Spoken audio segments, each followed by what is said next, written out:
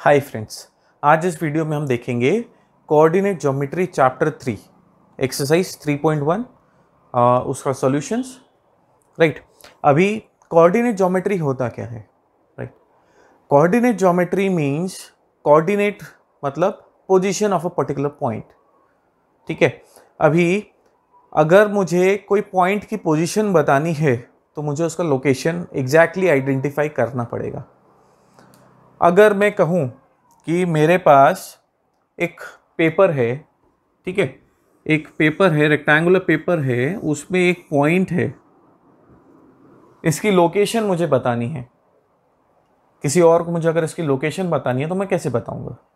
मुझे उसको बताना पड़ेगा कि एग्जैक्टली मैं अगर बोलूँ कि it is on the upper half of the paper, तो अपर हाफ बोलूँगा तो मैं बहुत एक हाफ पोर्शन आ जाता है पेपर का, तो उसमें आइडेंटिफाई नहीं कर सकते कि एग्जैक्टली पॉइंट कहाँ है। ठीक है। अब मुझे अगर एग्जैक्ट पॉइंट बताना है तो मुझे लोकेशन बतानी पड़ेगी। अगर यहां से इसका डिस्टेंस सपोज 6 सेंटीमीटर है, ठीक है, सपोज 6 सेंटीमीटर है, तो मैं अगर बोलूं कि लेफ्ट एज से पॉइंट जो है वो 6 सेंटीमीटर दूर है, 6 सेंटीमीटर दूर है, तो उससे भी मैं वो पॉइंट की एग्जैक्ट पोजीशन नहीं बता सकता हूं। 6 सेंटीमीटर दूर मतलब वो ये पर्टिकुलर लाइन पे कहीं पर भी आ सकता है। ठीक है।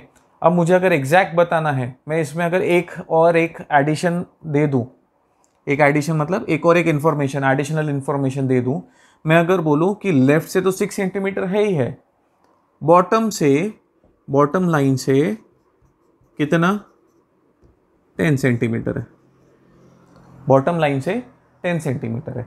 अब ये दो इंफॉर्मेशन के साथ आप एक पर्टिकुलर पॉइंट को लोकेट कर सकते हैं पेपर के ऊपर इजीली। ठीक है। वही अगर मैं एग्जाम्पल इसका लूँ, पॉइंट के जगह मैं अगर एक क्लासरूम का लूँ, अब क्लासरूम में मैं इसको सेंटीमीटर से ना बोलते हुए मैं ब्लॉक्स बना दूँ टाइल्स के। ठीक है, स्क्वायर ब्लॉक्स है,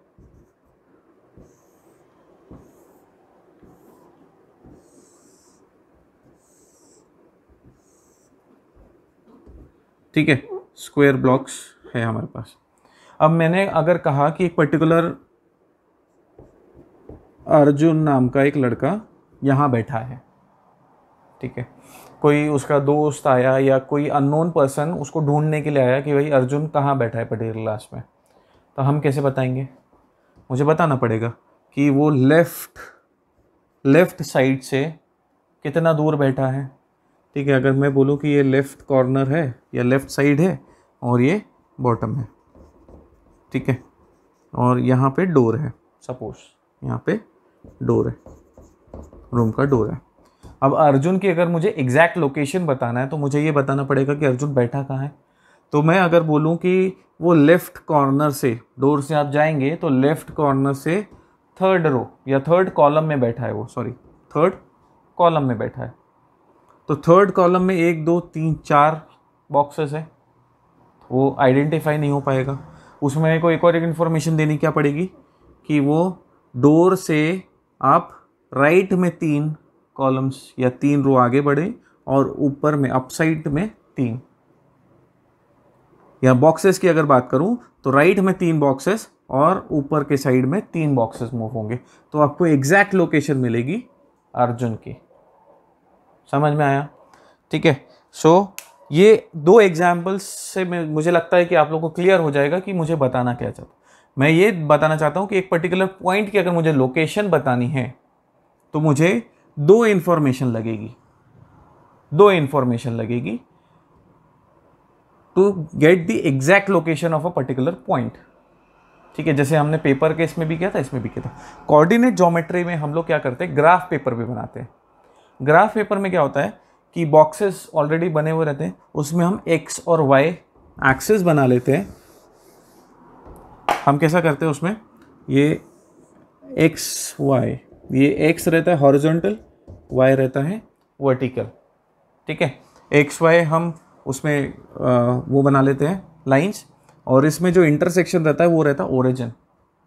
ठीक है। अब मैं अगर राइट मूव होऊंगा तो ये पॉजिटिव रहेगा, ऊपर जाऊंगा तो वाई डायरेक्शन में पॉजिटिव रहेगा। लेफ्ट जाऊंगा तो ये नेगेटिव रहेगा और नीचे वाई डायरेक्शन में भी जाऊंगा तो नेगेटिव रहेगा। ठीक है, अब कोऑर्डिनेट्स जो रहते हैं उसके अकॉर्डिंगली अगर मैं बोलूं कि कोऑर्डिनेट इज 3,4 3,4, ठीक है, सो पहला वाला जो कोऑर्डिनेट रहता है वो एक्स का रहता है, that is on horizontal, and second coordinate रहता है वर्टिकल वाई का। ठीक है, 3,4 मतलब मैं 3 यूनिट राइट साइड में जाऊंगा और 4 यूनिट ऊपर जाऊंगा तो मुझे लोकेशन मिलेगी पर्टिकुलर पॉइंट की।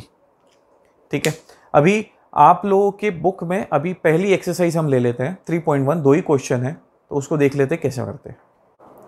एक्सरसाइज 3.1 का पहला क्वेश्चन क्या दिया हुआ है, how will you describe the position of a table lamp to another person. मतलब आपके रूम में अगर कोई टेबल लैम्प रखा है तो आप अपने फ्रेंड को उसको पोजीशन कैसे बताओगे कि वो टेबल पे एग्जैक्टली रखा कहाँ है। सपोज एक मेरे पास टेबल है, मैं टेबल बना लेता हूं,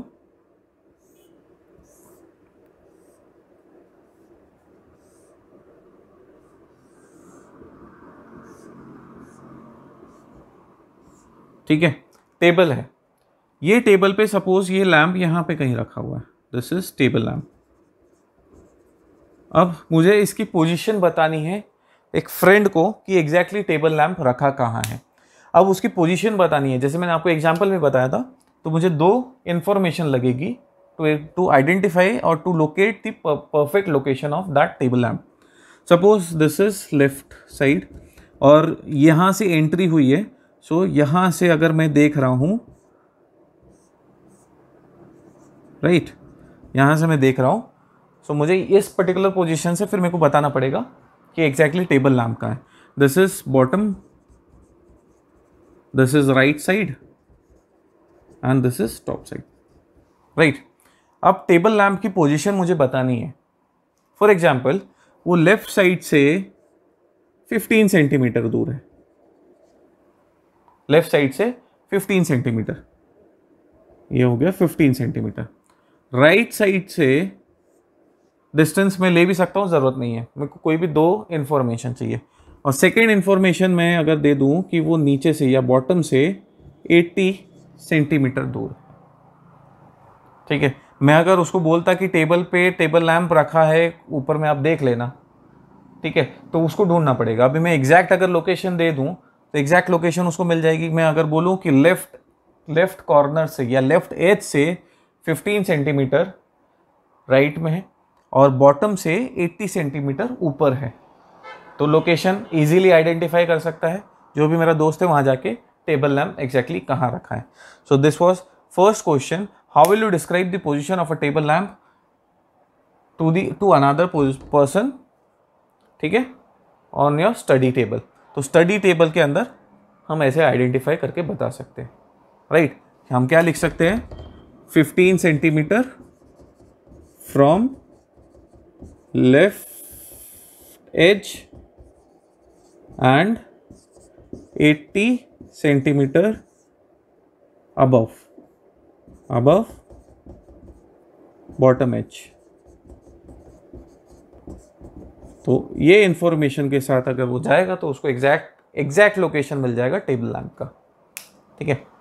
सेकेंड क्वेश्चन में क्या दिया हुआ है, स्ट्रीट व्यू है, ठीक है, नॉर्थ वेस्ट डायरेक्शन में, सॉरी नॉर्थ साउथ डायरेक्शन में आपका रोड जा रहा है, ईस्ट वेस्ट डायरेक्शन में आपका रोड जा रहा है।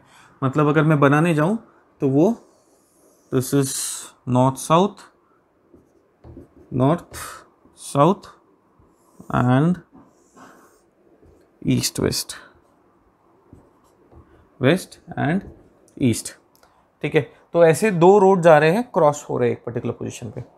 आगे क्या बोल रहा है, these two roads are along the north south direction and east west direction. All the other streets of the city run parallel to these roads and are 200 mm apart, 200 metre apart. इसके अलावा जितने भी और road जा रहे हैं या जो स्ट्रीट जा रहे हैं वो इससे, ये दोनों से पैरेलल है और 200 मीटर दूरी पे है और पैरेलल चल रहे हैं।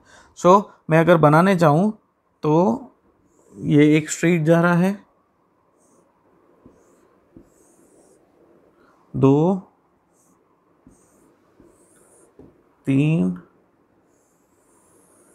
4 और ये 5, 5 ईस्ट वेस्ट डायरेक्शन में हो गए, 5 नॉर्थ साउथ डायरेक्शन में भी है,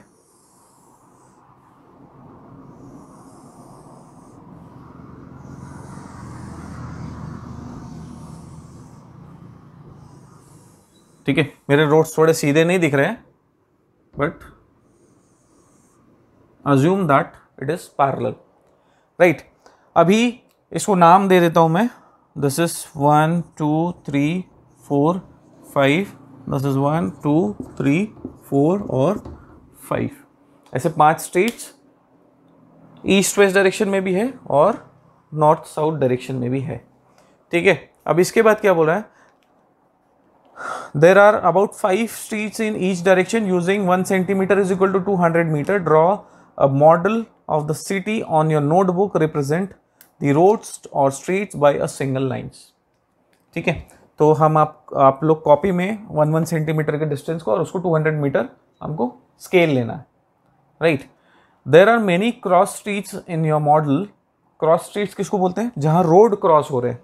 तो स्ट्रीट्स कहाँ कहाँ क्रॉस हो रही है, अगर आप देखोगे तो यहाँ पे क्रॉस हो रही है, यहाँ पे क्रॉस हो रही है, बहुत सी जगह क्रॉस हो रही है, यहाँ पे भी, यहाँ पे भी, right. These are the cross streets, जहाँ 2 स्ट्रीट्स क्रॉस हो रही है। इसके बाद क्या बोल रहा है वो, north south and another in east west direction. Each cross street is referred in the following manner.